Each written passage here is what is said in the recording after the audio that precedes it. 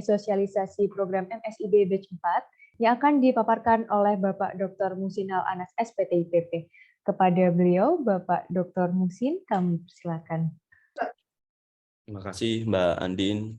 Assalamualaikum warahmatullahi wabarakatuh. Yang saya hormati Pak Dr. Sigit, Bapak Ibu Wakil Dekan Bidang Akademi Kemahasiswaan, Bapak Ibu Ketua Prodi, dan tentunya juga teman-teman. Ikut MSIB dapat gebetan. Selamat pagi teman-teman. Nah, itu untuk teman-teman mahasiswa. Terima kasih, ini luar biasa, ini peserta pagi ini sudah mencapai 515, ini sangat luar biasa antusiasnya, ini naik terus dan semoga nanti bisa yang mendaftar banyak, kemudian nanti yang diterima juga banyak. Nah, di sini sudah ada Mas Adam, nanti juga Mas Adam ini akan presentasi terkait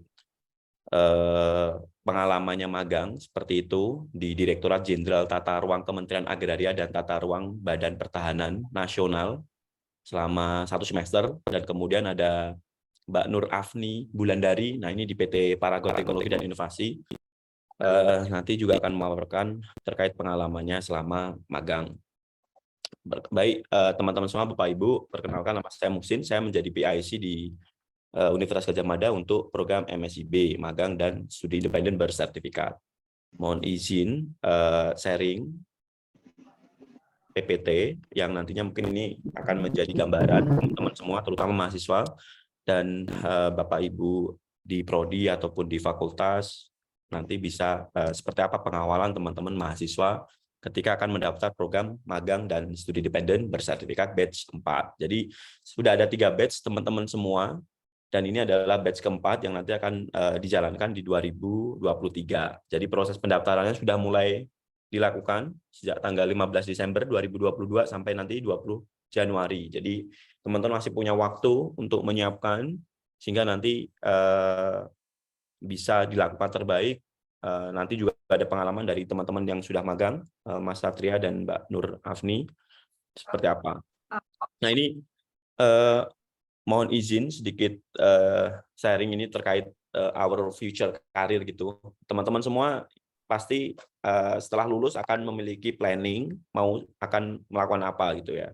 Jadi bisa menjadi praktisi profesional, akademisi ataupun researchers, kemudian wirausaha dan freelance. Nah, tentunya ini teman-teman untuk mencapai ke sana kan harus persiapan. Apa yang harus disiapkan, apa yang harus dilakukan. Nah, sehingga ini menjadi tidak hanya tantangan teman-teman, tapi tantangan institusi juga, karena sekarang itu ada akreditasi atau penilaian terhadap universitas menyiapkan lulusan dari universitas. Teman-teman, kalau seumpamanya teman-teman ini setelah lulus nanti bisa kemudian mendapatkan pekerjaan dengan waktu singkat, itu sudah menjadi kebanggaan sendiri untuk Universitas Gadjah Mada gitu. Ya, terlebih nanti waktunya itu tidak lama gitu, tidak lebih dari 4 bulan. Nah, itu akan menjadi keberhasilan menyiapkan teman-teman di dunia karir teman-teman gitu. Terlebih juga nanti dapat gaji yang menurut teman-teman itu ya cukuplah beli cafe latte gitu, nongkrong gitu ya. Jadi ya berarti ini benar teman-teman disiapkan dengan bagus, pekerjaan bagus, profesional bagus, sehingga apresiasi untuk teman-teman itu juga bagus ya. Nah, ini tapi tantangannya sekarang itu lebih luar biasa gitu teman-teman ya. Jadi di masa depan itu teman-teman akan menjadi apa, tapi sekarang juga tantangannya luar biasa. Teknologi, social culture berbeda, workforce dan kemudian environment-nya juga berbeda sekali gitu. Dibandingkan dengan zaman saya memandang dulu itu seperti apa sih. Nah, sekarang juga tantangan dosen pun juga berbeda gitu, menghadapi teman-teman yang sangat sangat berbeda gitu dengan kami gitu. Nah, sehingga di masa depan pun juga akan berbeda gitu. Sehingga teman-teman harus menyiapkan seperti apa sih ke depan itu gitu. Teknologi sekarang udah luar biasa, teman-teman pegang HP semua ada gitu. Teman-teman kalau membuat PowerPoint dan sebagainya udah pakai Canva gitu. Sementara mungkin beberapa generasi kami sangat PPT sekali gitu. Teman-teman udah Canva sekali gitu ya. Jadi berbeda gitu. Nah, teman-teman mau nggak mau harus beradaptasi dengan itu gitu ya. Kemudian social culture ya, model bekerja juga sudah sangat berbeda sekali sekarang itu gitu ya. Jadi tantangan-tantangan ini kemudian harus memiliki skill dari teman-teman yang kemudian nanti bisa menghadapi dunia seperti ini gitu ya. Dan akhirnya ini ternyata menjadi menarik kalau kita hubungkan dengan talenta Indonesia. Sementara masa depan tantangannya luar biasa, kita sekarang seperti apa sih gitu. Nah ini teman-teman, ini sedikit gambaran terkait talent competitiveness ya. Jadi teman-teman itu sejauh mana sih talent nasional kita? Karena kalau secara bangsa itu kan berarti ada orang-orang. Nah kalau nilai suatu bangsa itu talentnya, kompetitif talentnya itu berarti ya orang-orangnya itu. Nah kita lihat 2020 dan 2022. Nah kita itu peringkat berapa ya? Di Indonesia 65 tahun 2020 ini waktu pandemi gitu ya. Nah, terus kemudian saat ini, nah ini baru rilis gitu ya, 2022 ini ternyata kita peringkatnya secara global itu 82 gitu. Nah, regional itu 13, padahal itu se-Asia Tenggara, Oceania, Eastern gitu ya, teman-teman. Nah, ini menjadi menarik. Nah, Singapura ini peringkat 2 gitu ya. Peringkat pertama Swiss. Nah, ini Singapura melejit itu peringkat 2 dan peringkat 1 untuk di regional. Nah, berarti sebenarnya kenapa kok talenta Indonesia itu kalau secara global itu peringkat 82 gitu. Nah, teman-teman, sehingga ini menjadi apa ya, gambaran kenapa kita harus kemudian meningkatkan competitiveness kita gitu. Sehingga nanti menghadapi masa depan tadi tantangan-tantangan seperti itu kita udah siap gitu. Nah, sehingga muncullah program bagaimana pendidikan di Indonesia ini ada program magang dan studi independen bersertifikat untuk meningkatkan talent competitiveness yang ada di nasional kita di Indonesia. Nah, dimulai dari mana? Dimulai dari mahasiswa gitu. Sehingga ada program magang dan studi independen. Seperti kata Pak Sigit tadi, program ini menjadi program yang banyak diminati oleh teman-teman mahasiswa seperti itu ya. Jadi makanya kenapa kalau teman-teman nanti akan ikut program ini apa sih yang didapatkan gitu ya. Jadi yang pertama sebenarnya itu ada program magang ya. Teman-teman nanti akan mengikuti program di suatu perusahaan, kemudian akan mendapatkan bisnis proses atau aktivitas-aktivitas dalam perusahaan itu. Teman-teman belajar banyak hal yang ada di perusahaan, sehingga teman-teman punya gambaran di perusahaan itu akan seperti apa sih sebenarnya gitu ya. Teman-teman nanti juga diberikan proyek nyata gitu ya. Jadi teman-teman disuruh mengerjakan program A, program B gitu, dan teman-teman akan mendapatkan mentor ya. Dan itu kayak day to day-nya teman-teman itu akan didampingi oleh mentor ya. Kemudian teman-teman itu juga tentunya akan mendapatkan sertifikat industri ya. Ini menjadi menarik karena ada beberapa perusahaan sekarang itu yang kalau teman-teman portofolionya itu ikut MSIB, nah ini sudah menjadi poin yang sangat positif sekali ketika teman-teman besok itu akan mendaftar pekerjaan ya. Kemudian ini program studi independen ya. Jadi nanti untuk sosialisasi pertama ini kita dua-duanya adalah program magang, nanti sosialisasi kedua nanti ada program studi independen. Sebenarnya apa sih yang membedakan program magang dan studi independen? Kalau magang itu kemudian teman-teman itu masuk di perusahaan, teman-teman ikuti kegiatan yang ada di sana. Sementara kalau studi independen itu teman-teman lebih banyak nanti akan belajar mandiri, dikasih proyek, kemudian menyelesaikan kegiatan itu gitu. Nah, itu pun juga dengan perusahaan, karena perusahaan nanti teman-teman bisa dikasih kegiatan, selesaikan itu, nanti ada mentor juga yang akan mendampingi teman-teman, tetapi biasanya teman-teman akan improve kegiatan teman-teman itu secara mandiri seperti itu ya. Dan kemudian tentunya juga ada sertifikatnya. Nah, ini sebenarnya ini yang menjadi menarik teman-teman ya. Selain teman-teman nanti mendapatkan pengetahuan, keterampilan, dan tentunya mungkin creativity gitu ketika mengikuti program magang dan studi independen, tentunya ini juga membantu kampus gitu ya. Ada indikator kinerja utama kampus.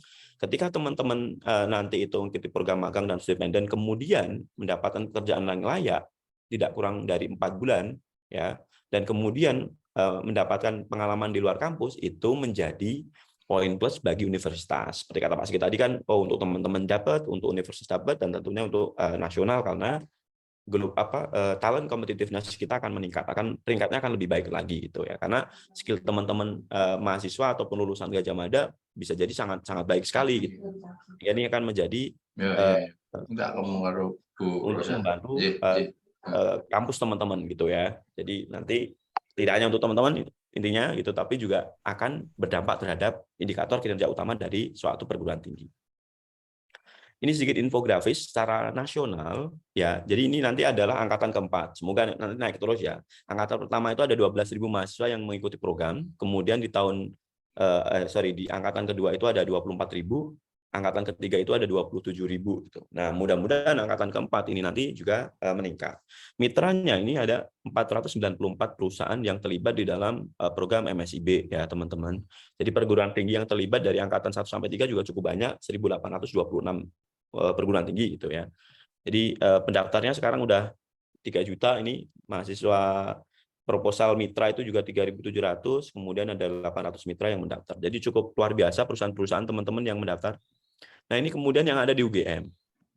Ya, teman-teman mahasiswa, ini pendaftar yang ada di UGM gitu. Dan mitra MSIB atau dari perusahaan yang menjadi mitra. Di tahun 2021 kita ada 381, tahun batch kedua di tahun 2022 itu ada 677, dan kemudian di 2002 batch kedua ada 523, 5 sorry. Jadi itu ada penurunan gitu. Nah, mudah-mudahan keaktifan teman-teman di batch 4 ini itu akan meningkat sehingga jumlah pendaftar untuk program MSIB itu akan meningkat sehingga nanti teman-teman banyak yang magang di perusahaan, kemudian studi independen dengan perusahaan seperti itu ya. Jadi harapan nanti mitra yang masuk di UGM, mitra industri yang kerjasama dengan UGM itu juga meningkat karena teman-teman menjadi bagian dari program MSIB. Ya. Nah, ini sebagian karena sangat banyak sekali perusahaan-perusahaan yang kemudian menjadi mitra MSIB flagship dari Dikti ini ya sebenarnya teman-teman. Jadi teman-teman nanti bisa mendaftar sesuai bidang teman-teman, sesuai passion dan keinginan teman-teman di perusahaan mana nih gitu ya. Jadi sangat banyak sekali perusahaan nasional, multinasional yang bergabung di dalam MSIB itu ya. Nanti mungkin teman-teman sedikit gambaran mendaftarnya seperti apa sih, nanti bisa kita tunjukkan ya. Ini adalah timelinenya teman-teman. Jadi di bulan Desember ini sudah mulai pendaftaran teman-teman semua. Jadi teman-teman bisa memulai mendaftar ya, nah sampai tanggal 20 Januari. Kemudian setelah itu nanti teman-teman akan mengikuti proses seleksi. Nah, selama proses pendaftaran ini bisa jadi teman-teman juga akan langsung dipilih oleh perusahaan. Karena gini teman-teman, jadi yang mewawancarai teman-teman itu adalah perusahaan. Selama proses pendaftaran teman-teman bisa langsung diwawancarai gitu ya. Sebelum berakhirnya proses pendaftaran itu juga bisa itu teman-teman ya. Karena teman-teman nanti bisa mendaftar itu lebih dari 1 gitu, bahkan mungkin sampai 10 ya. Teman-teman bisa milih tuh perusahaan-perusahaan ABC gitu.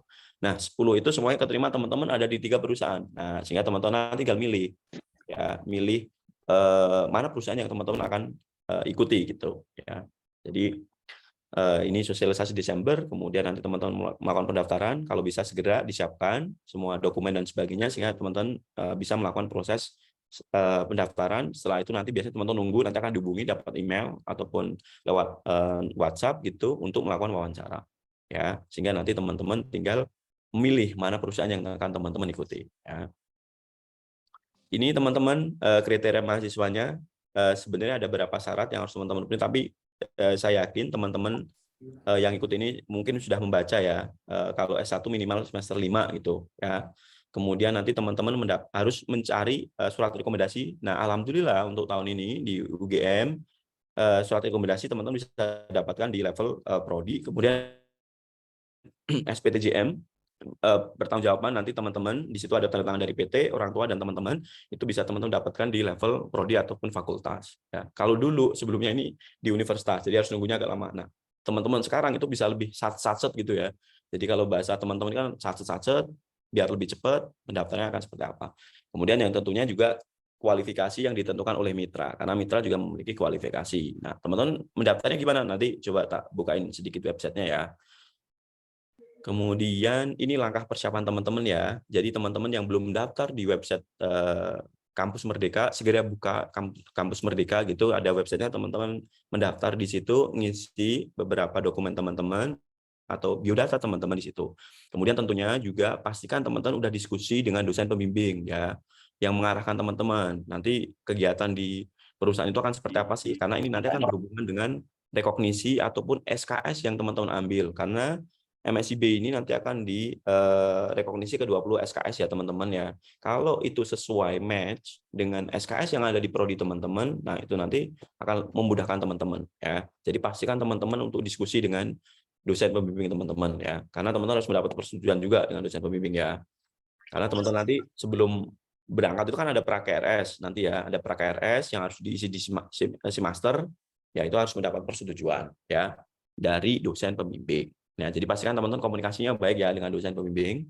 Kemudian setelah itu persiapan surat rekomendasi, SPTJM dan CV terbaik teman-teman. Ya, karena ini nanti akan sangat mempertimbangkan teman-teman gitu ya, terutama CV. Kalau SR, SPTJM ini akan berpengaruh nanti ke administrasi pendaftaran teman-teman di platform MSIB ini gitu ya.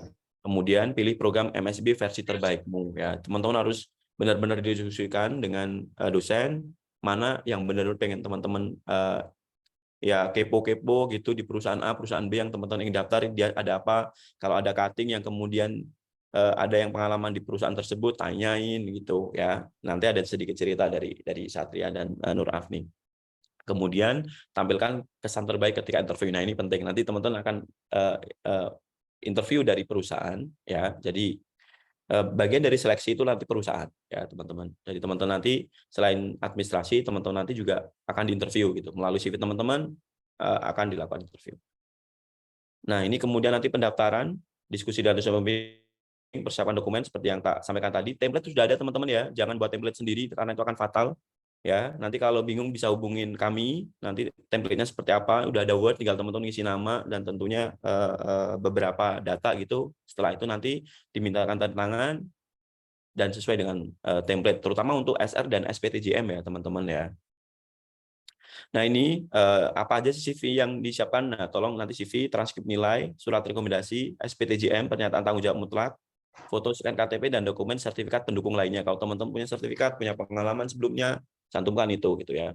Dan di sini juga udah ada ini SPTJM karena ini cukup krusial, teman-teman nanti tinggal pilih ya.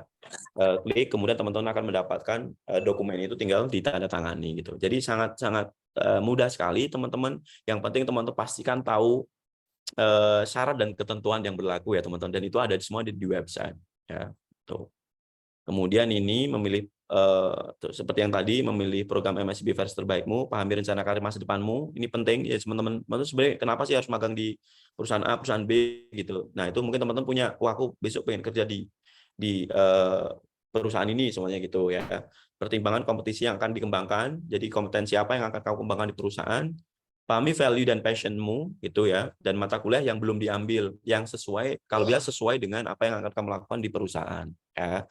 Kemudian ketika wawancara ya tentunya ya setting ruangan dengan baik, penampilan, positif mind gitu. Nah, ini ada sedikit kalau tentang wawancara ya teman-teman. Nah, CV terbaik ini mungkin ini apa yang menjadi insight teman-teman itu, personal data, kontak informasi pastikan di situ ada, education background itu pastikan itu ada juga ya teman-teman. Kalau teman-teman aktif organisasi atau memiliki proyek yang pernah dilakukan, cantumkan juga di CV teman-teman.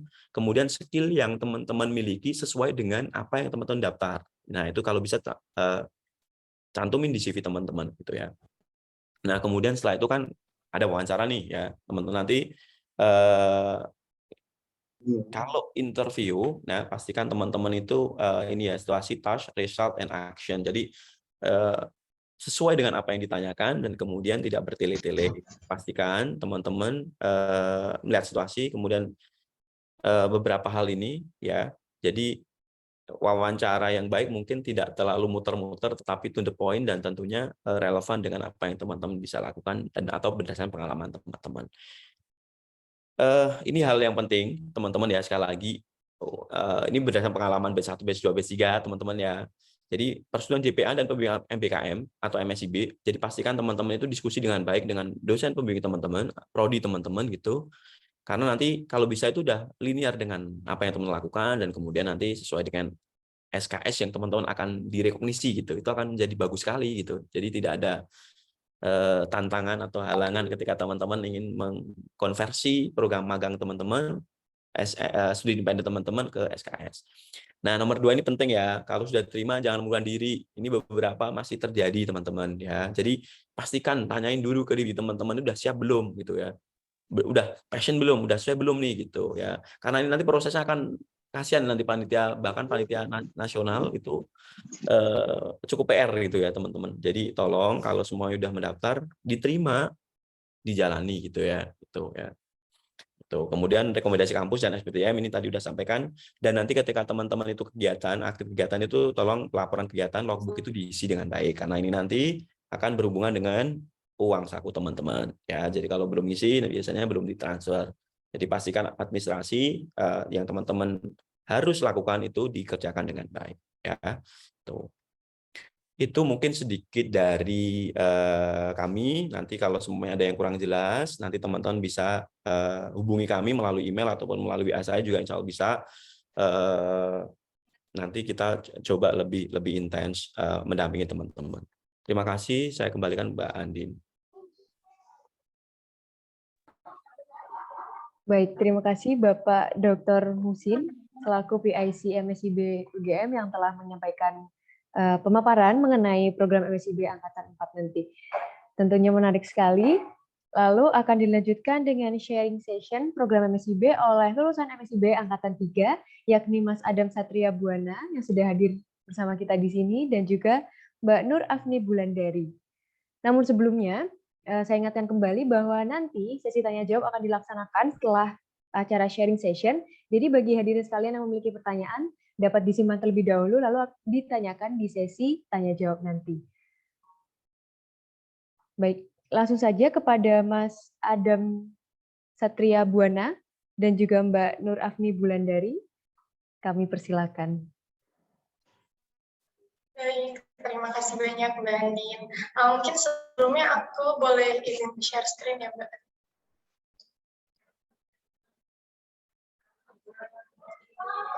Oke, Assalamualaikum warahmatullahi wabarakatuh. Selamat pagi semuanya. Yang saya hormati Bapak Dr. Sigit, Bapak Ibu Wakil Dekan Bidang Akademik dan Kemahasiswaan, Bapak Ibu dosen PIC MSIB UGM, dan teman-teman semuanya. Sebelumnya terima kasih banyak atas kesempatannya untuk pagi hari ini untuk bisa sharing-sharing sama teman-teman semua di sini dalam sosialisasi program magang dan studi independen bersertifikat untuk batch 4. Sebelumnya izin memperkenalkan diri, perkenalkan nama saya Nur Afni Bulandari, teman-teman bisa panggil Afni. Saya dari Prodi Manajemen UGM Angkatan 2020 dan alumni MSIB Batch 3, itu di perusahaan PT Paragon Technology and Innovation, Direktorat HRCA untuk divisi Employer Branding. Mungkin kita next aja. Nah, untuk kesempatan pada pagi hari ini, saya akan membahas beberapa terkait kenapa sih magang, terus bagaimana sih proses pendaftaran untuk magang Kampus Merdeka, bagaimana kegiatan magangnya, dan tips and trick untuk teman-teman semua yang akan magang di batch 4 nantinya. Next. Jadi mungkin cepat aja ya teman-teman karena waktunya juga terbatas untuk pemaparan. Jadi kenapa magang?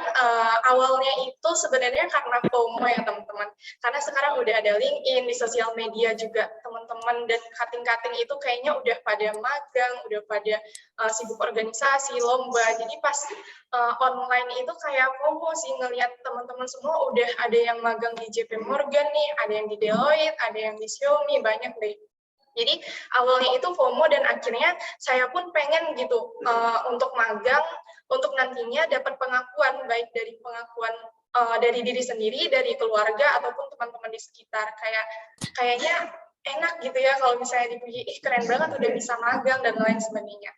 Tapi alasan FOMO dan pengakuan ini sebenarnya saya ngerasa nggak cukup, karena dengan cuma alasan dua ini saya ngerasa daya juang saya untuk benar-benar magang itu nantinya nggak kuat gitu. Jadi kayak cuman keinginan sementara, terus nanti kalau misalnya emang saya udah keterima magang, terus apa kalau cuman alasannya FOMO dan buat dapat pengakuan. Nah, seiring berjalannya waktu, setelah cerita sama cutting, dosen, keluarga, akhirnya tujuan itu berubah jadi ya pengen dapat relasi, pengalaman sama praktek langsung, karena itu sebenarnya yang penting dari magang ini. Jadi ketika magang kita diberi kesempatan lebih awal dibandingkan teman-teman kita semua untuk merasakan gimana sih dunia kerja, gimana sih organisasi di dunia pekerjaan itu, gimana sistemnya, gimana culture-nya, dan lain sebagainya. Next. Nah, untuk proses pendaftarannya sendiri seperti yang udah disampaikan oleh Mas Muhsin tadi, Kita pertama-tama buat akun Kampus Merdeka dulu, terus nanti lengkapi data pribadi. Setelah itu kita siapin beberapa berkas seperti CV, transkrip nilai, scan KTP, sertifikat pengalaman organisasi. Terus kita juga mempersiapkan surat rekomendasi universitas dan SPTJM. Nah, mungkin ini sih yang dianggap cukup beban mungkin ya sama mahasiswa mempersiapkan rekomendasi universitas sama SPTJM-nya. Tapi kalau misalnya dari teman-teman tadi udah punya niat yang lurus nih buat magang, pasti bakalan menjalani semua prosesnya gitu dengan sabar gitu ya. Jadi untuk surat rekomendasi universitas sendiri untuk di batch 3 kemarin itu saya mempersiapkan formulir permohonan, surat pernyataan pribadi, sama surat pernyataan orang tua yang udah ada template-nya dari MBKM fakultas. Nah, ketiga surat ini kita kirimkan ke email MBKM fakultas untuk mendapatkan surat rekomendasi. Nah, surat rekomendasi ini nantinya akan kita submit ke website Kampus Merdeka. Selain itu, untuk mendapatkan SPTJM, itu juga membutuhkan surat rekomendasi. Jadi pada batch 3 kemarin, untuk SPTJM itu kita ngisi form dari MSIB UGM, terus kita upload tuh SPTJM yang template-nya udah disediakan, yang udah kita isi data diri untuk ditandatangani.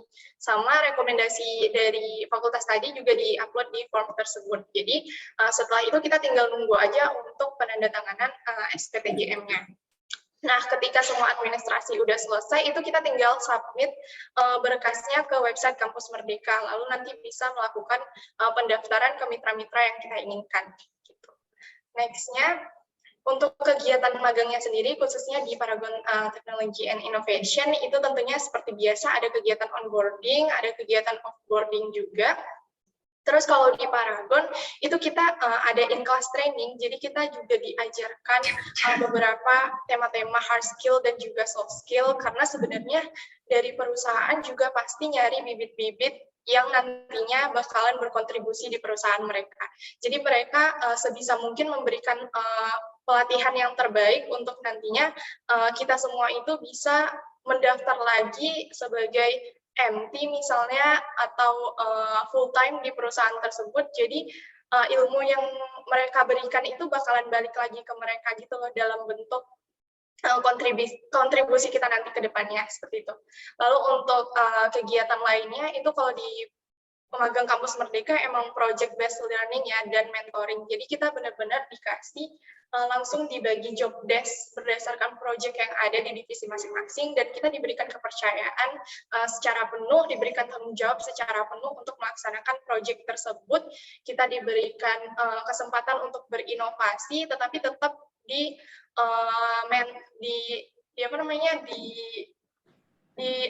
mentoring sama mentor-mentor kita yang tentunya udah sangat berpengalaman gitu. Jadi setiap minggunya ada mentoring, setiap bulannya ada seperti pelaporan, terus ada evaluasi dan sebagainya. Next. Dan yang terakhir, karena singkat aja, mungkin nanti kalau ada pertanyaan bisa di sesi Q&A teman-teman. Untuk tips and trick MSIB batch 4-nya, kalau dari saya pribadi, pertama tentuin dulu posisi sama list perusahaan yang teman-teman inginkan. Jadi posisinya kalau bisa relate sama jurusan teman-teman semua, biar nanti pas konversi SKS juga nggak kesulitan. Terus posisinya yang benar-benar teman-teman pengen coba untuk mungkin nanti berkarir setelah kuliah, supaya teman-teman bisa tahu nih, kira-kira posisi ini nih cocok atau enggak. Jadi kalau misalnya akhirnya ngerasa nggak cocok, teman-teman bisa coba lagi di posisi lain supaya ya banyak kesempatan, karena kita kan nggak tahu ya kalau misalnya nggak nyoba, dan ya diharuskan untuk nyoba berkali-kali dengan waktu yang seawal mungkin gitu. Nah, kemudian teman-teman harus daftar secepat mungkin, jangan ditunda-tunda, karena pengalaman di batch 3 itu ada company yang di Kampus Merdeka itu tulisannya masih buka gitu pendaftarannya, tapi ternyata dari company mereka sendiri itu sebenarnya udah tutup karena mereka udah memenuhi kandidat yang mereka inginkan gitu. Jadi di PT Paragon juga mereka itu kalau misalnya pendaftarannya udah mau tutup nih, itu CV-CV-nya udah nggak di screening lagi karena kebanyakan mereka udah dapet nih kandidat yang cocok. Jadi harus banget buat teman-teman daftar di depan gitu, supaya screening CV-nya lebih awal dan cepat diproses gitu rekrutmennya. Nah, setelah itu persiapkan CV yang menjual. Jadi CV ini tadi kenapa tentuin posisi ini penting, kayak misalnya saya tertariknya di bidang human research, terus itu saya pilih nih human research di perusahaan-perusahaan, di semua perusahaan yang ada di kampus Merdeka. Jadi pada saat daftar itu saya daftar ke 50 lebih perusahaan, tapi di posisi yang sama, yaitu human research. Jadi saya cuma mempersiapkan satu CV yang menjual tentang diri saya untuk bisa relate dan masuk ke posisi human research tersebut. Jadi CV ini teman-teman dianjurkan untuk pakai format yang DS, karena banyak banget yang daftar di perusahaan-perusahaan itu, jadi mereka udah pakai software gitu buat screening. Terus saya juga bisa merekomendasikan teman-teman untuk membuat CV-nya melalui Kinobi, itu sangat membantu CV dengan format ETS ini.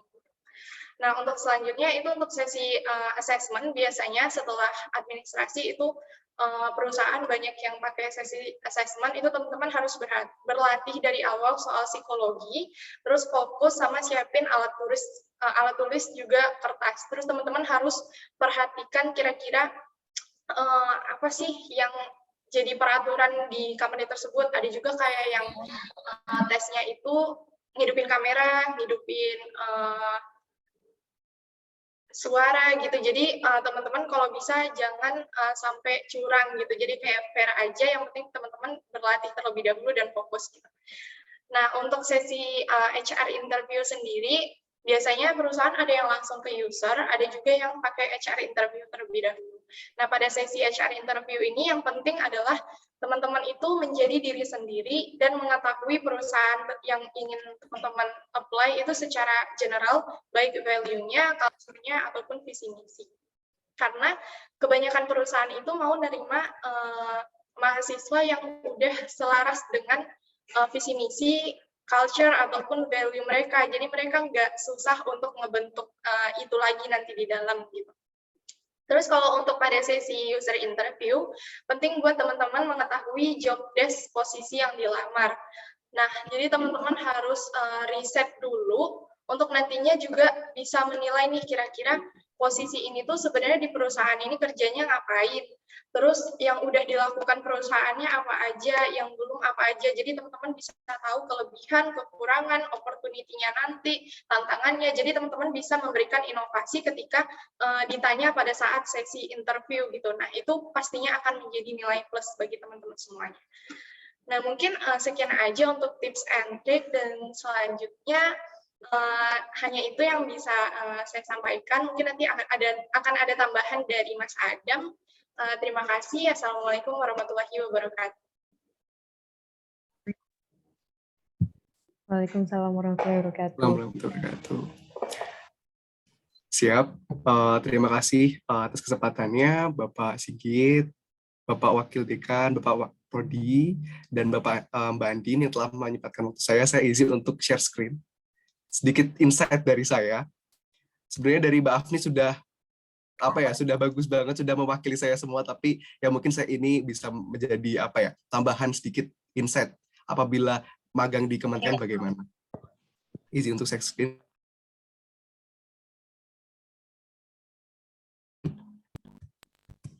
Siap, mohon izin, perkenalkan, nama saya Adam Satria Buana, saya biasa dipanggil Satria. Saya merupakan mahasiswa Geografi Lingkungan, Fakultas Geografi Angkatan 2020. Di sini saya magang di Direktorat Penataan Ruangan di Kementerian ATR BPN sebagai tim penyusun RDTR atau Rencana Detail Tata Ruang. Terus, mengapa sih Satria? Kenapa sih milih magang seperti itu? Sebenarnya alasan pertamanya adalah saya pengen cepat-cepat move on dari wilayah Yogyakarta dan Jawa Tengah. Kenapa? Karena dari awal tahun 2022 hingga pertengahan saya itu masih mengejar mimpi dari SMP saya, yaitu menjadi sebuah Taruna Akademi Kepolisian dan Akademi TNI AO. Tetapi memang sayang belum rezekinya, walaupun sudah sampai akhir, tapi ya udah seperti itu. Di situ saya berkecambuk dan kayaknya nggak bisa nih di Jogja, nggak bisa nih di Jawa Tengah, seperti itu. Terus alasan kedua adalah setelah saya gagal tes, walaupun sudah sampai akhir, motivasi saya untuk belajar itu semakin menurun. Jadi kurang ada bergairah lagi untuk berkuliah, kayak males aja kuliah rasanya, kayaknya nggak dulu deh kuliah, Seperti itu. Dan takutnya apabila saya melanjutkan kuliah dulu nih, semester ini nanti mempengaruhi nilai saya ataupun tata cara saya bersosialisasi dengan teman-teman. Akhirnya saya berputar pikiran nih, gimana caranya saya itu tetap melanjutkan kuliah, tetapi nggak di dalam kelas, nggak kuliah seperti biasa, tetap muka seperti biasa begitu. Akhirnya saya cari info, oh ini ada magang dari Kampus Merdeka MSIB seperti itu. Terus alhamdulillah saya kemarin juga pernah magang juga, jadi kayak kenapa nggak mencoba magang lagi. Saya pernah magang di Amazon Web Service dan Yayasan Sakaset Indonesia. Tetapi alasan saya seperti dengan Mbak Afni, alasan pertama saya dan kedua saya itu tidak membuat daya juang saya itu menggebu-gebu, kayak ya udah ketika keterima ya udah seperti itu. Yang menjadi suatu alasan saya terbesar itu adalah ketika saya mengikuti magang di Kementerian ATR BPN, saya mendapatkan sebuah insight baru dan pengalaman baru, bahkan kemampuan skill baru.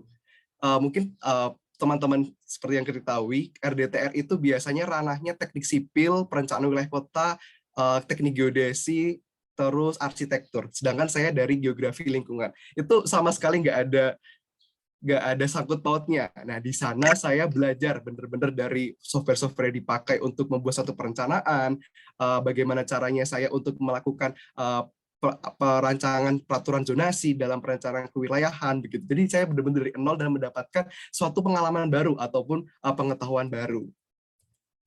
Terus sebenarnya apa sih saat kegiatannya ketika selama magang nih di Kementerian ATR BPN? Ya, kebetulan saya itu 1 bulan ditempatkan di Kementerian Pusat di basis data, tetapi untuk bulan berikutnya saya ditempatkan di Dinas PUPR Provinsi Kalimantan Tengah. Nah, karena Provinsi Kalimantan Tengah ini berdekatan langsung dengan IKN atau calon ibu kota baru kita, maka di sana dicanangkan untuk membuat ayo membuat suatu wilayah yang baru nih, karena mungkin bisa saja impact dari IKN itu akan sampai di Kalimantan Tengah. Ya, mungkin kegiatannya itu full 50% berada di lapangan dengan melakukan observasi dan analisis potensi nih. Mungkin sedikit berbeda dengan Mbak Afni yang mungkin banyak dilakukan di kantor seperti itu. Di sini saya menganalisis mengenai potensi di daerah Kalimantan Selatan itu bagaimana sih seperti itu. Setelah mendapatkan analisis potensinya, kami melakukan perencanaan model pengembangan kewilayahannya bagaimana. Jadi ketika akan menjadi suatu smart city yang berdasarkan minapolitan atau agropolitan, itu sebaiknya akan dijadikan seperti apa sih? Sebaiknya akan ditambahkan seperti apa begitu. Akan dijadikan penambahan infrastruktur seperti apa seperti itu. Terus seperti selanjutnya kegiatannya itu mentoring hampir setiap hari saya mentoring dengan Bapak mentor saya, yaitu Pak Benong, merupakan kepala dinas dari Dinas PUPR Kabupaten Katingan, dan di sana saya berdiskusi dan bertukar pikiran banyak. Terus kegiatan magang selanjutnya adalah yang menurut saya tidak saya lupakan dan pengalaman emas adalah saya mendapatkan kesempatan untuk berpresentasi dan berkonsultasi publik dengan kepala-kepala daerah di Provinsi Kalimantan Tengah. Sehingga beberapa kepala daerah seperti bupati ataupun bapak camat ataupun bapak kepala desa itu mengeluhkan bagaimana permasalahan yang terjadi dan kita tampung untuk mendapatkan sebuah solusi dalam bentuk perencanaan detail tata ruang seperti yang akan dibangun pada tahun 2023 ini. Begitu. Jadi itu di Dinas PUPR Provinsi Kalimantan Tengah dan dihadiri juga oleh Bapak Gubernur Provinsi Kalimantan Tengah, seperti itu. Terus tips and triknya ini agak banyak karena dulu saya kebetulan keterima di 2 perusahaan, diterima di 2 tempat. Yang pertama di Nutrifood sebagai digital marketing dan di Kementerian ATR BPN sebagai tim penyusun RDTR, seperti itu. Ada beberapa tips and trik yang digunakan sesuai porsinya. Yang pertama tentang CV. CV itu digunakan kedua-duanya, baik di Nutrifood ataupun di Kementerian ATR BPN itu sesuai tersebut tips and triknya. Ya kebanyakan di diterima itu ATS, CV yang ATS friendly, terus konten ataupun isi CV itu disesuaikan dengan posisi yang dilamar. Selanjutnya jelaskan posisi ataupun kegiatan yang pernah dilakukan itu secara rinci, begitu, sehingga tidak membingungkan kayak mungkin pernah melakukan proyek ini. Nah, itu dijelaskan proyeknya ngapain aja. Seperti itu. Terus yang kedua adalah interview atau wawancara. Di sini saya interview dan wawancara itu ada di Nutrifood, teman-teman. Nah, Nutrifood kan sebagai digital marketing, sedangkan saya kan geografi. Nah, terus tuh gimana saat kok bisa keterima kayak gitu? Tips dari saya pertama adalah jelaskan ketertarikan saya untuk posisi yang saya daftar begitu. Jadi jelaskan kenapa sih pengen seperti itu. Selanjutnya yang kedua adalah ceritakan kegiatan kuliah yang sedikit relevan dengan posisi yang dilamar. Tidak harus tentang organisasi atau UKM gitu. Tugas-tugas kuliah pun juga bisa. Oh, pernah mendapatkan mata kuliah kewirausahaan kayak gitu. Yang kita dituntut untuk melakukan digital marketing atau memasarkan produk kita, seperti itu juga bisa. Yang ketiga, jelaskan motivasi dan harapan ketika diterima sehingga HR itu percaya ataupun tidak ragu lagi untuk menerima kalian karena kalian tuh udah punya visi misi ke depannya tuh bakal seperti apa begitu. Terus yang keempat atau yang terakhir, ketika ada kesempatan untuk bertanya silahkan bertanya karena HR menilai ketika teman-teman bertanya itu teman-teman dinilai memiliki suatu ketertarikan ataupun suatu keinginan untuk diterima di posisi tersebut. Terus yang ketiga adalah portofolio. Portofolio ini digunakan atau berimpact sekali ketika saya mendaftar di Kementerian ATR BPN. Nah, bedanya portofolio dengan CV itu apa? Kalau portofolio itu dia lebih ke hasil karyanya kita yang pernah kita lakukan itu apa, gitu. Jadi di portofolio itu minimal mendeskripsikan satu kemampuan atau keahlian yang sesuai dengan posisi yang dilamar. Selanjutnya, ketika cuma punya satu, ya silahkan menambahkan kemampuan atau keahlian lain karena itu akan menjadi poin plusnya seperti itu. Terus yang keempat, ini study case. Ya, case study ini saya dapatkan ketika di Nutrifood. Tips dari saya ada 4, define, structure, priorities, and solution-nya seperti apa. Define-nya yaitu kita menganalisis permasalahannya seperti apa nih, yang paling kompleks, yang paling urgent-nya seperti apa. Setelah itu structure, kita memecahkan permasalahan itu menjadi kecil-kecil, sehingga sebenarnya permasalahan apa sih yang benar-benar harus dilakukan ataupun diselesaikan setelah cepat kayak gitu. Akhirnya kita mendapatkan peluangnya, oh ini nih begitu. Terus priorities, kita harus memprioritaskan masalah yang paling urgent kayak gimana. Terus yang selanjutnya adalah solusinya, yaitu selain atau actionnya, selain kita sudah menganalisis permasalahannya, sudah melihat peluangnya, kita harus membuat suatu solusinya. Ya kan nggak mungkin kan kita cuma melihat permasalahannya tanpa ada solusi begitu. Terus yang terakhir, mungkin ini sedikit mereview aja ya, tes psikotes. Saya sendiri ini mendapatkan ketika tes di Kementerian ATR BPN, tips dari saya ya belajar melalui buku, YouTube, atau TikTok. Sekarang banyak banget konten kreator ataupun YouTuber yang membahas tentang tes psikotes seperti itu. Setelah itu ya melakukan praktis atau latihan atau praktik begitu. Ya download soal dari Google ataupun melihat dari YouTube, biasanya itu di deskripsinya ada link pendownloadan soal seperti itu. Mungkin itu saja yang bisa saya sampaikan. Terima kasih, saya kembalikan ke Mbak Andin. Matur nuwun sangat. Baik, terima kasih Kak Afni dan juga Kak Satria yang tadi telah memberikan insight menarik bagi teman-teman mahasiswa sekalian yang akan melakukan magang ataupun studi independen di batch 4 nanti. Tentunya tips and trick yang telah diberikan Kak Afni dan juga Kak Satria tadi dapat menjadi bekal untuk teman-teman mahasiswa sekalian ya yang akan mendaftar di MSIB batch 4 ini. Baik, sesi selanjutnya adalah sesi Q&A atau tanya jawab. Mungkin bagi teman-teman mahasiswa yang memiliki pertanyaan, boleh raise hand, lalu jika sudah dipersilahkan, nanti boleh unmute dan memberikan pertanyaannya. Baik, di sini sudah ada Kak Nurlaila Niswia dan juga Kak Cerita Ningsi. Mungkin Kak Nurlaila dulu, dipersilakan. Oke, baik. Apakah suara saya terdengar ya? Terdengar, Kak. Oh ya, oke. Terima kasih sebelumnya, Bapak-bapak, Ibu-ibu, kemudian kakak-kakak sekalian. Saya Nisvia dari Fakultas Psikologi. Nah, di sini saya izin bertanya terkait 2 hal, yakni CV dan juga survei kebinekaan pada sistem MSIB seperti itu. Nah, untuk yang CV itu sendiri, seperti ini, Pak. Misalkan saya ingin mendaftar pada 2 posisi yang berbeda. Nah, sebut saja posisi A dan posisi B seperti itu. Otomatis kalau posisinya beda itu kan konten CV-nya juga berbeda. Nah, misal kalau saya mau mendaftar posisi A terlebih dahulu, tentunya CV yang saya kumpulkan juga CV yang untuk posisi A. Nah, kemudian setelah selesai mendaftar posisi A, saya ingin mendaftar di posisi B. Kemudian saya mengganti CV yang ada di sistem itu menjadi CV B seperti itu. Nah, kalau seperti itu, apakah CV A yang sebelumnya sudah saya daftarkan pada posisi A, itu otomatis terganti menjadi CV B atau tidak ya, Pak? Seperti itu. Itu untuk yang pertama. Nah, kemudian untuk yang kedua, survei kebinekaan itu pengaruhnya sebesar apa ya Pak pada MSIB? Apakah akan mempengaruhi proses seleksi administrasi dan wawancara yang sudah dilakukan sebelumnya? Nah, seperti itu Bapak-bapak dan kakak-kakak sekalian, terima kasih. Assalamualaikum warahmatullahi wabarakatuh. Waalaikumsalam warahmatullahi.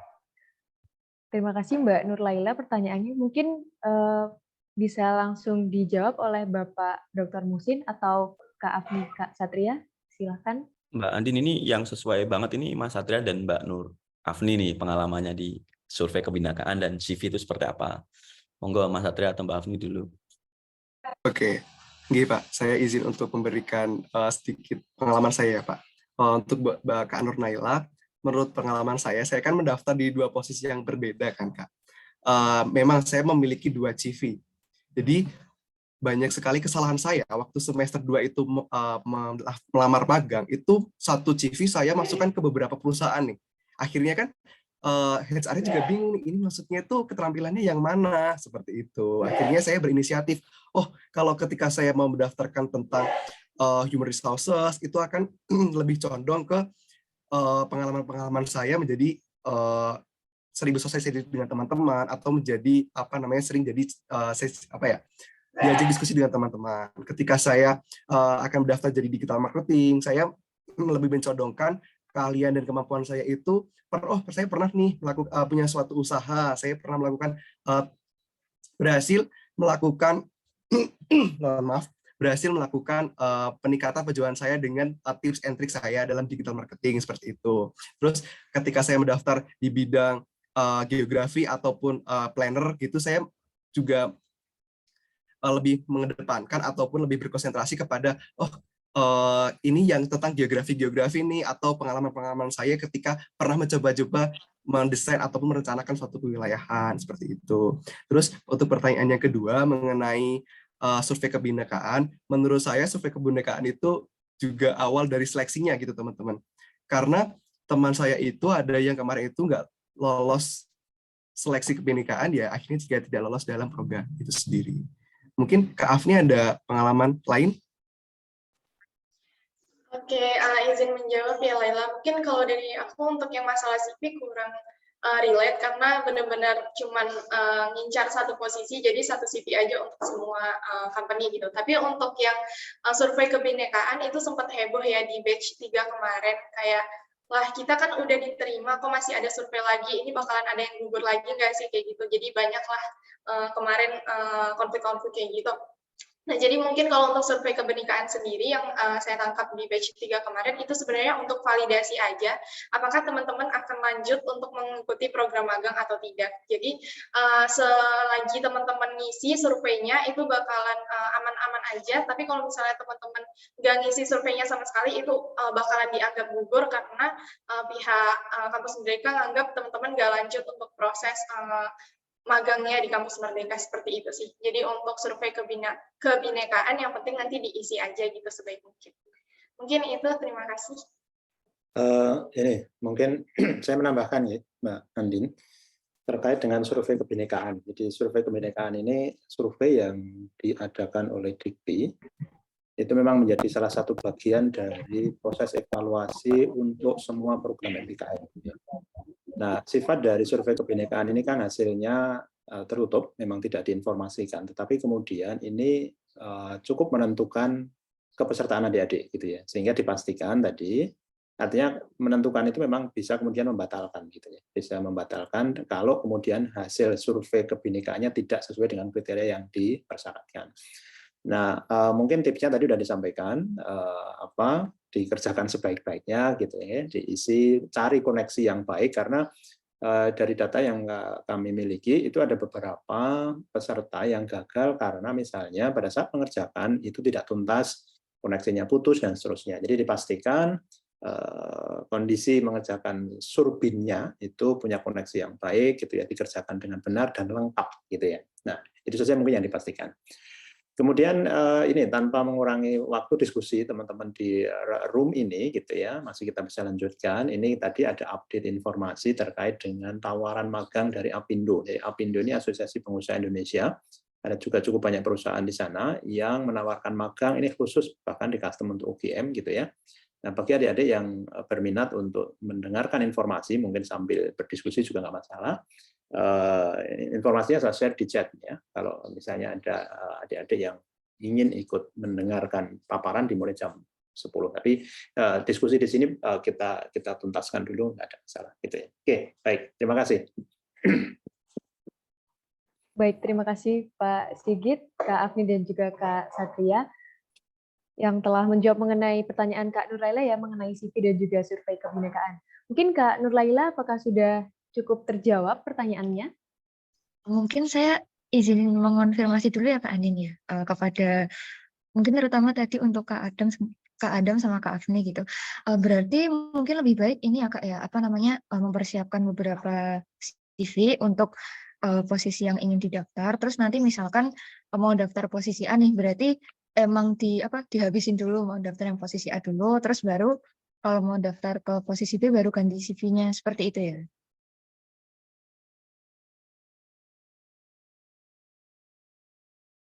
Kak Satria atau Kak Afni?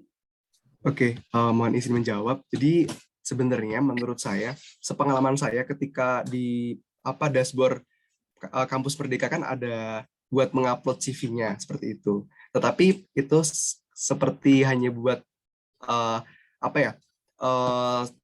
bukan formalitas sih, syarat juga. Tetapi ketika mitra itu akan menyeleksi kalian, itu akan dikasih form lagi ataupun akan dilakukan pengiriman ulang lagi tentang CV, portofolio, terus identitas lain. Jadi nanti nggak apa-apa pakai apa dulu, pakai CV yang apa dulu yang seadanya lah buat di-upload di dashboard di kampus Merdeka. Karena biasanya di mitra itu bakalan ada penguploadan ulang lagi begitu. Bagaimana kalau Kak Afni? Ya, udah cukup menjawab dari Mas Adam. Baik, sudah cukup terjawab ya Kak Laila pertanyaannya tadi? Iya, baik, terima kasih Kak atas jawabannya. Baik. Selanjutnya yang sudah raise hand juga ada Kak Junita Ningsi. Halo Kak Junita. Halo, terima kasih Mbak Andin atas kesempatannya. Perkenalkan, nama saya Junita Ningsih, mahasiswa semester 7 di Fakultas Hukum UGM. Sebelumnya terima kasih penjelasannya Bapak, Ibu, dan kakak-kakak semua. Saya izin bertanya. Yang pertama, apakah memungkinkan jika kita mengikuti magang ini, namun kita berencana wisudanya di bulan Mei, mengingat magang ini sendiri selesainya pada bulan Juli. Dan pertanyaan yang kedua, apabila rencananya diubah nih, kita wisudanya diundur menjadi bulan Agustus, dan kita mengikuti program magang sampai selesai, tapi apakah boleh kita tidak melakukan konversi SKS, mengingat kemarin ada informasi-informasi dari Kating kalau konversi SKS dari perusahaan itu lama sekali, dan SKS di FH sendiri sudah lebih dari syarat yang dibutuhkan, mengingat kemarin KKN naik menjadi 8 SKS. Begitu, bagaimana nggih? Terima kasih sebelumnya. Baik, terima kasih Kak Junita atas pertanyaannya. Mungkin dari Bapak Musin atau Pak Sigit? Ini sedikit info dari beberapa batch kemarin, kalau yang terkait kasus mau wisuda kayak gitu. Sebenarnya untuk program magang ini tidak dibolehkan apabila mahasiswa tersebut sudah yudisium, karena memang harus status mahasiswa. Bagaimana ketika sedang menjalankan program MSIB dan kemudian di pertengahan dia juga yudisium, itu juga belum dibolehkan, tidak dibolehkan lah bahasanya, tidak dibolehkan gitu. Jadi mahasiswa yang mengikuti program MSIB itu diwajibkan dia masih berstatus mahasiswa gitu. Jadi kalau semua di tengah jalan, mau sudah mau lulus, nah itu tidak diizinkan seperti itu. Kemudian terkait kasus yang kedua terkait konversi SKS itu memang sekali lagi itu komunikasi antara mentor, kadang-kadang kan mentor seperti itu dengan PIC ataupun nanti dengan prodi. Karena gini, ada beberapa dari perusahaan itu hanya satu lembar gitu, kegiatannya apa dan sebagainya itu. Nah, jadi kadang-kadang untuk mengkonversikan itu menjadi SKS itu cukup sulit. Sehingga nanti teman-teman di awal dipastikan ketika nanti koordinasi dengan mentor, pastikan nanti komunikasi dengan prodi juga. Nah, jadi apa kegiatan yang akan dilakukan selama di proses MSIB, teman-teman itu pahami gitu. Nah, nanti sehingga koordinasi itu biasanya nanti mitra-mitra itu akan membantu gitu. Membantu sebenarnya kebutuhannya apa di dalam prodi yang bisa membantu teman-teman nanti kalau udah selesai itu mengkonversi SKS-nya gitu. Nilainya harus seperti apa sih gitu. Karena kadang-kadang itu ada yang nilainya menjadi 1 gitu, teman-teman. Nah, jadi teman-teman nanti pastikan kalau semuanya diterima, membantu berkoordinasi antara mitra dengan prodi. Itu akan sangat-sangat membantu teman-teman nanti ketika nanti konversi SKS. Itu. Mungkin Pak Sigit akan menambahkan, monggo. Mungkin ada beberapa hal yang tadi memang program-program MPKM ini fokusnya ada pada pengakuan SKS, itu yang pertama gitu, sehingga bagi adik-adik yang mungkin di ujung-ujung waktu yang sudah mau wisuda, sudah mau lulus, ini tidak menjadi prioritas memang, tetapi pada prinsipnya ya karena masih mahasiswa yang eligible untuk mendaftar, tapi mungkin akan menjadi prioritasnya akan lebih rendah dibandingkan yang belum akan segera lulus gitu ya. Itu yang pertama. Kemudian terkait dengan pengakuan SKS, nah prodi dalam melakukan pengakuan SKS ini kan membutuhkan data yang lengkap dan detail terkait apa yang akan diakui.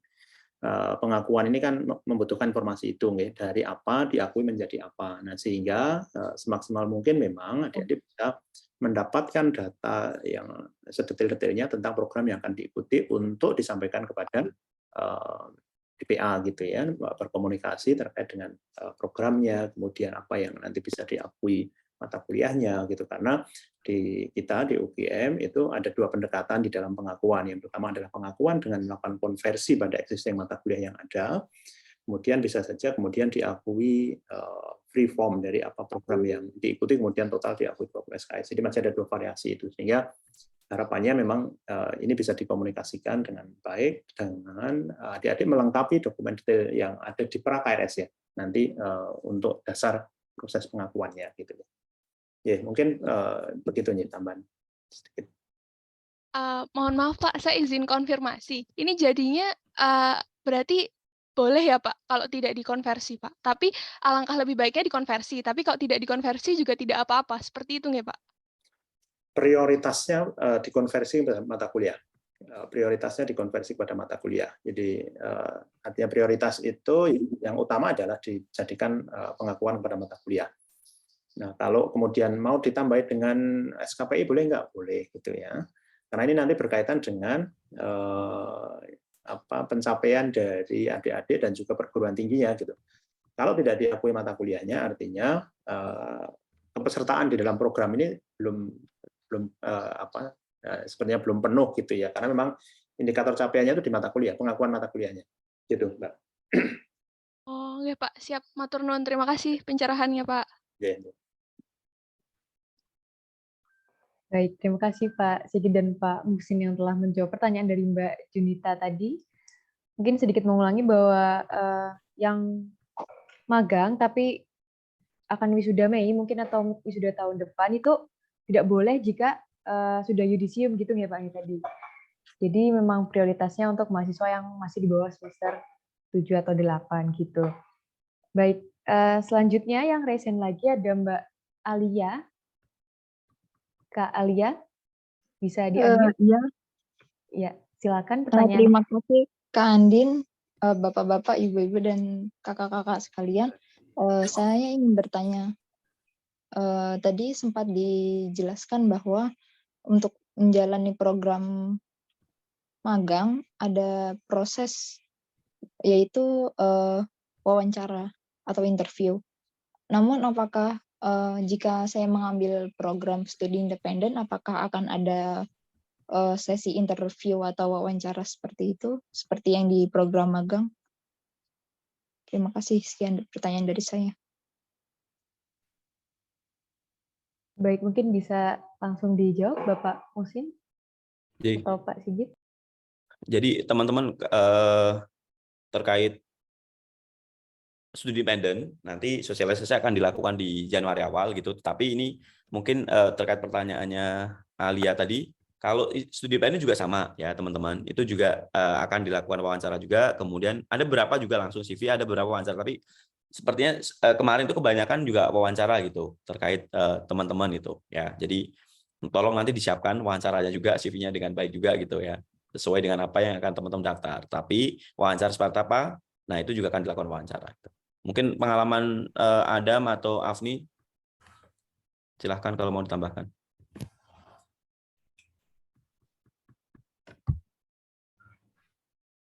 Gitu Alia, jawabannya ya. Afni mau menambahkan?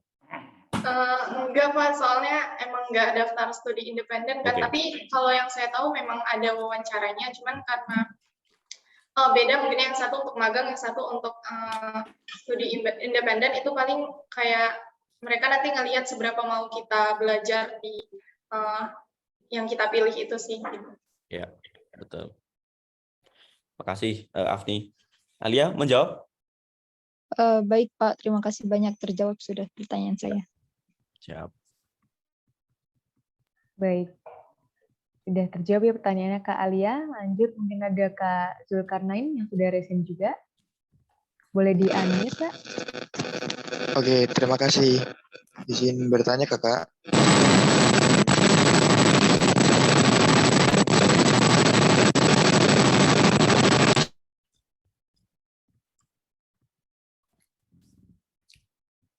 Kak Zulkarnain, misalkan mikrofonnya bermasalah, mungkin bisa tuliskan pertanyaannya di kolom chat, nanti kami bantu bacakan.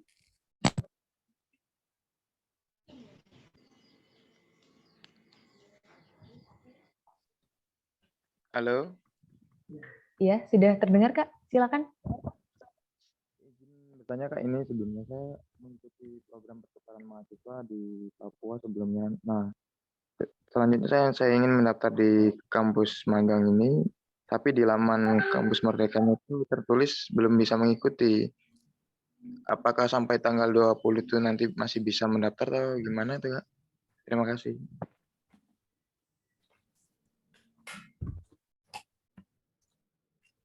Baik, jadi pertanyaan dari Kak Zulkarnain bahwa ingin mendaftar, tapi di lamannya belum ada keterangan belum dapat mengikuti program ini. Ya. Bagaimana solusinya begitu? Begitu Bapak Muhsin bisa membantu menjawab? Makasih Mbak Andin. Jadi terkait Mas Zulkarnain, nanti kemarin kontraknya sampai tanggal berapa untuk pertukaran mahasiswa? Izin Kak, untuk di Papua kemarin sampai tanggal dengan 18 sudah pulang kan, dipulangkan. 18 ya.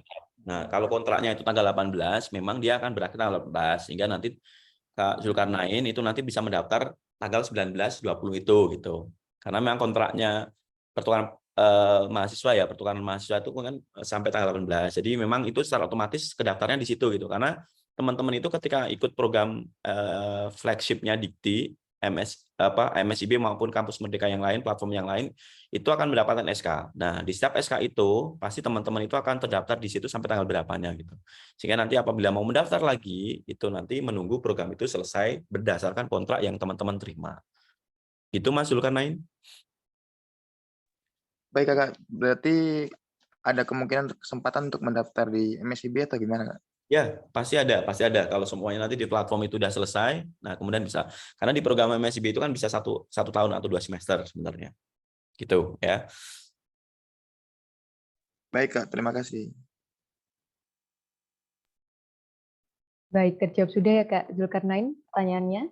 Jadi bisa ditunggu dulu sampai lepas statusnya gitu ya, baru mendaftar program MSIB. Begitu. Lalu di sini sudah ada beberapa pertanyaan di kolom komentar, di kolom chat, maaf. Ini akan saya bacakan mungkin beberapa. Yang pertama dari Kak Melati Anindita. Mohon izin bertanya Pak, apakah selama kegiatan MSIB ini mahasiswa tidak diperkenankan untuk mengambil mata kuliah?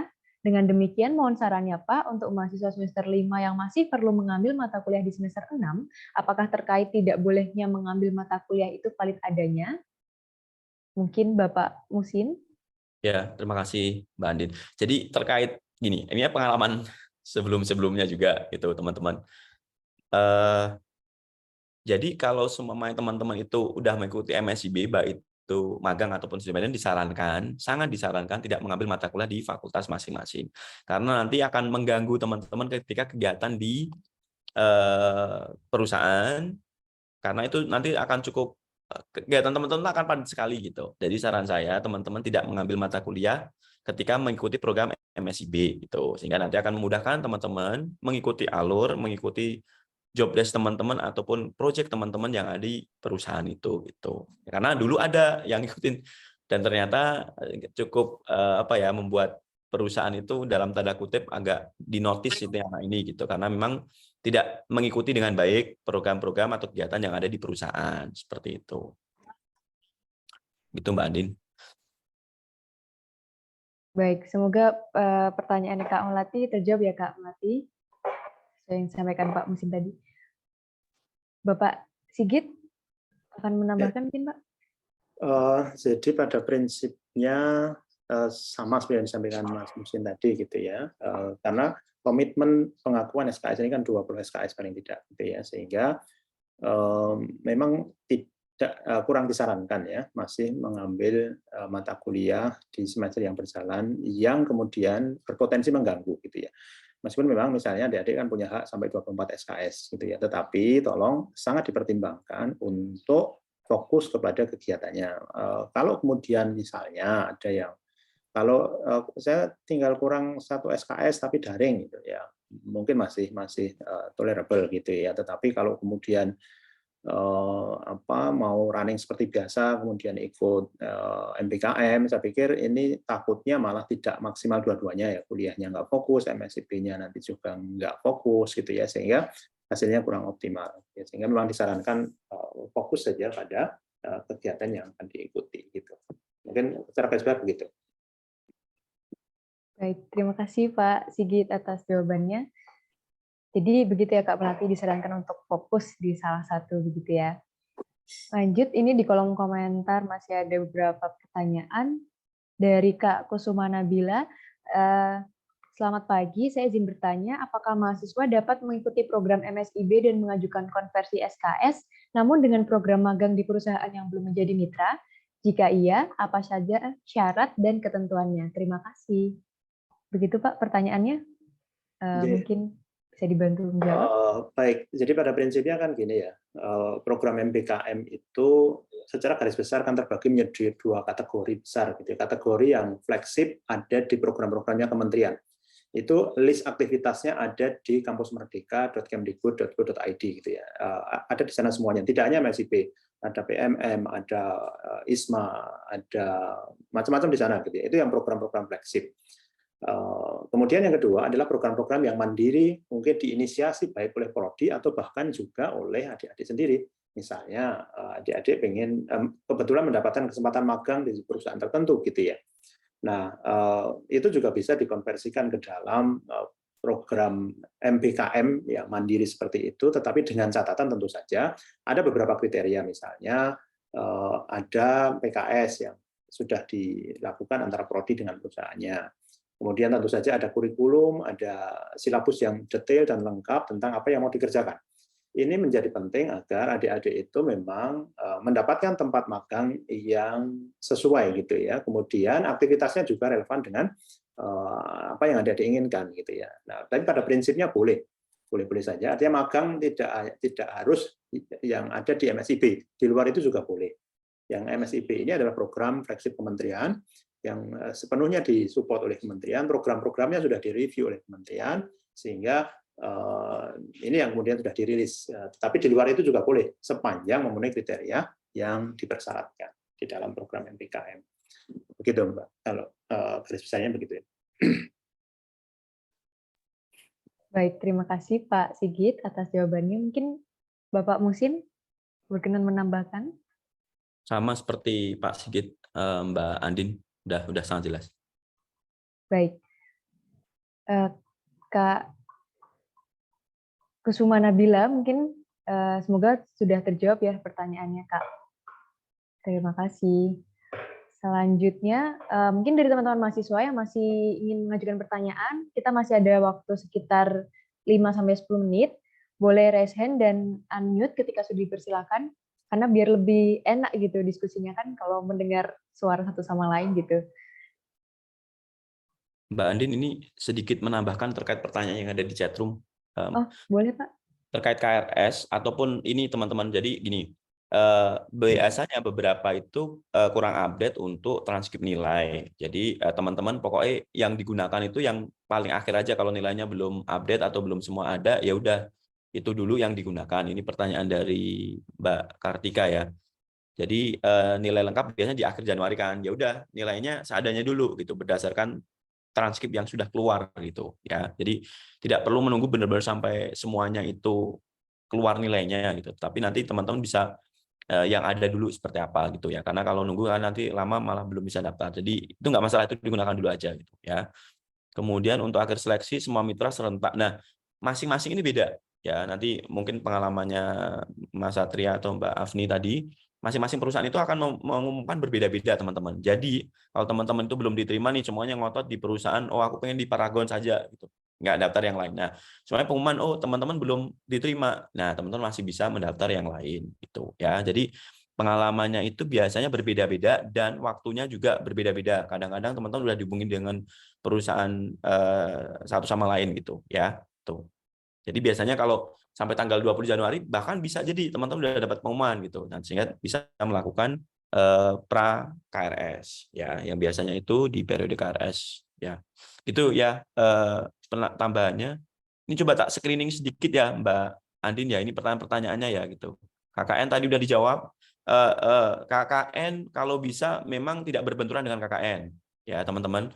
Contohnya kalau KKN itu berakhir di 25 penerjunan 25 Juni, sedangkan teman-teman nanti selesainya kapan? Tanggal 23 Juni semuanya gitu. Nah, itu bisa. Tapi saran saya sebenarnya benar-benar tolong koordinasi dengan baik gitu ya, supaya nanti tidak bertabrakan. Karena kalau akan bertabrakan nanti biasanya dari perusahaan itu yang ini gimana toh kok mahasiswanya semuanya udah pergi dulu gitu. Ya kalau diizinkan boleh oke gitu, tapi kalau nggak diizinkan itu ya berat juga. Sementara nanti kalau teman-teman nggak ikut penerjunan bareng dengan teman-temannya mungkin akan menjadi masalah. Oh DPL-nya nanti seperti apa kayak gitu ya. Jadi sekali lagi tolong dikoordinasikan dengan baik.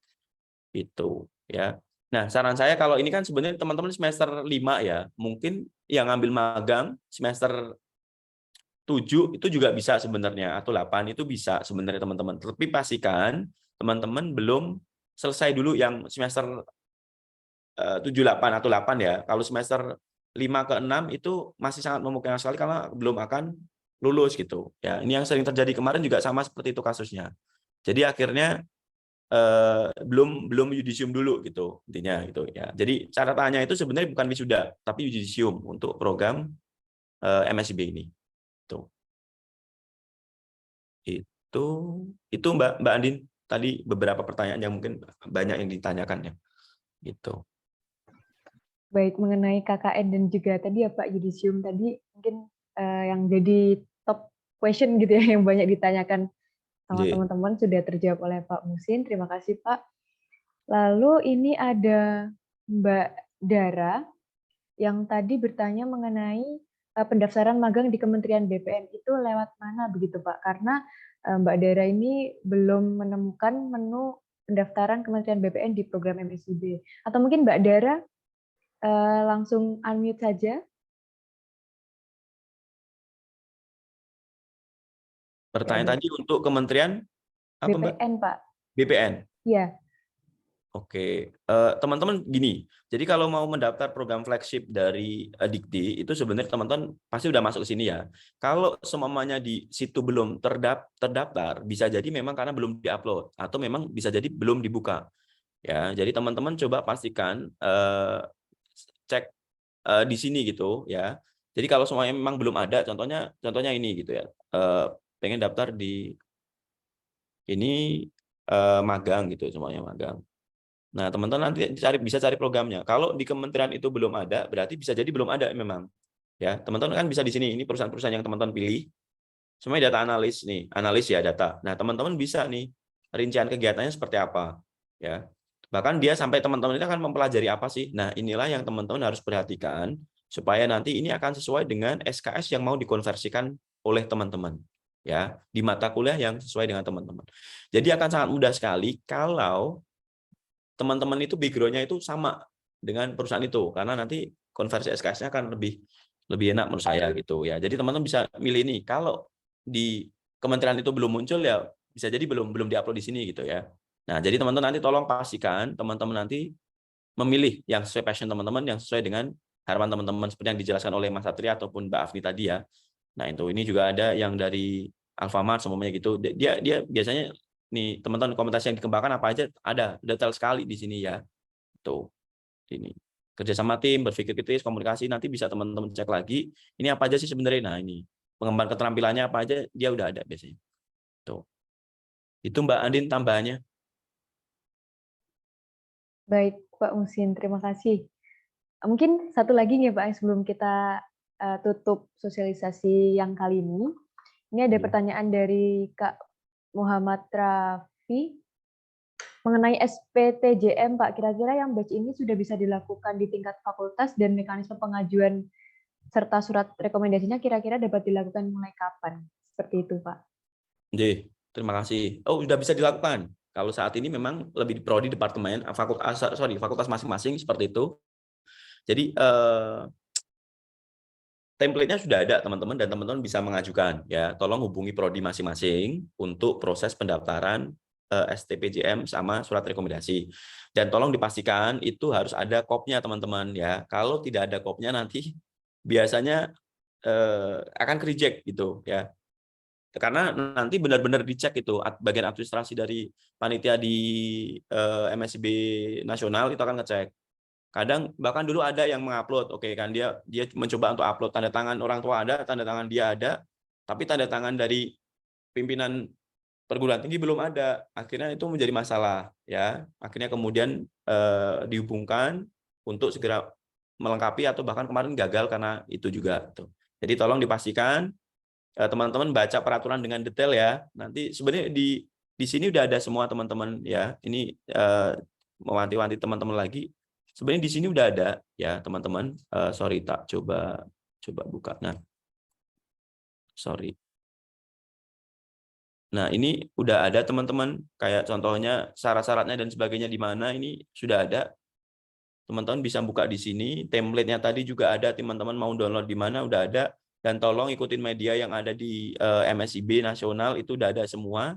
Kurikulum, transkrip, surat rekomendasi dan sebagainya sudah ada di sini. Pastikan itu jangan sampai ada yang kurang, jangan sampai ada yang miss, terutama kalau cap, tanda tangannya nggak ada capnya, karena dulu ada juga sudah ditandatangani oleh surat rekomendasi ya, sudah ditandatangani oleh prodi waktu itu rekomendasinya, tapi tidak ada cap, ternyata itu juga dipermasalahkan. Jadi selain kop, cap, dan pastikan itu teman-teman lengkapi dengan baik, komunikasi dengan prodi ataupun departemen ataupun fakultas terkait kebutuhan teman-teman, terutama yang strict itu di surat pernyataan tanggung jawab mutlak sama surat rekomendasi. Saya pikir kalau untuk CV, transkrip nilai atau foto scan KTP Anda itu lebih mudah lah ya gitu. Karena yang nanti harus komunikasi dengan fakultas, prodi departemen itu di surat rekomendasi sama SPTJM gitu. Seperti itu Mbak Andin. Baik, terima kasih Bapak Musin. Ini tadi sekaligus menjadi penutup sesi tanya jawab di sesi sosialisasi program MSIB batch 4 kali ini, karena waktu juga sudah menunjukkan pukul 10.29. Namun sebelum ditutup, kami mohon kepada Bapak Dr. Musin selaku PIC MSIB UGM untuk menyampaikan mungkin sedikit pesan Pak bagi teman-teman mahasiswa yang akan mendaftar di program MSIB batch 4 ini. Silakan ya. Pak. Terima kasih Mbak Andin.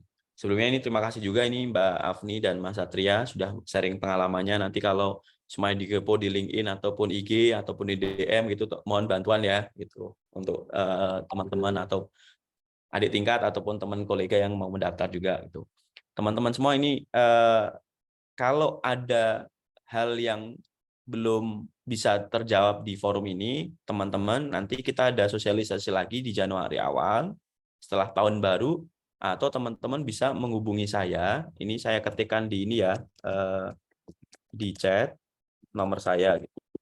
Kalau nanti agak sedikit slow respon, mohon maaf. Tapi saya akan mengusahakan untuk segera fast respond untuk menjawab teman-teman gitu ya.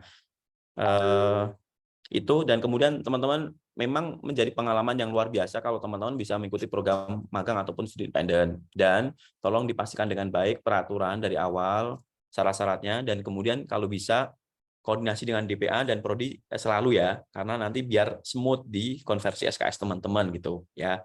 Jadi sekali lagi, baca saran dan ketentuan itu yang sering terjadi, ada pertanyaan-pertanyaan yang sebenarnya ada di Q&A ataupun di situ udah jelas sekali gitu ya. Jadi tolong pahami itu, pelajari itu, dan kemudian nanti teman-teman akan lebih mudah dalam mendaftar kayak gitu. Sekali lagi, kalau teman-teman bisa mengikuti program magang, studi independen, mencari pengalaman di luar dan sebagainya, itu mungkin akan menjadi tadi loh, memperbaiki talent competitiveness secara global gitu. Terima kasih Mbak Andin, saya kembalikan. Baik, terima kasih Bapak Muhsin atas pesan yang telah diberikan. Semoga teman-teman mahasiswa yang akan mengikuti program MSIB Batch 4 nanti dapat berjalan dengan lancar dan sukses ya teman-teman. Semangat terus teman-teman. Jangan lupa baca syarat dan ketentuan dengan baik, lengkapi datanya juga, dan juga koordinasi dengan dosen pembimbing akademik dan juga prodi seperti pesan Pak Muhsin tadi ya teman-teman, supaya program magangnya dapat diikuti dengan baik dan lancar sampai nanti akhir. Baik, terima kasih teman-teman mahasiswa, Bapak Muhsin, Kak Afni, Kak Satria, Pak Sigit, dan seluruh wakil dekan dan juga ketua prodi yang telah mengikuti acara sosialisasi program MSIB Batch 4 tahun 2022 ini dengan baik. Semoga apa yang disampaikan hari ini, apa yang sudah didiskusikan dapat menjadi bekal dan juga menambah insight teman-teman semua. Saya Andin, mohon maaf apabila ada kesalahan dalam tutur kata. Terima kasih dan sampai jumpa di lain kesempatan. Assalamualaikum warahmatullahi wabarakatuh. Waalaikumsalam warahmatullahi wabarakatuh. Terima kasih.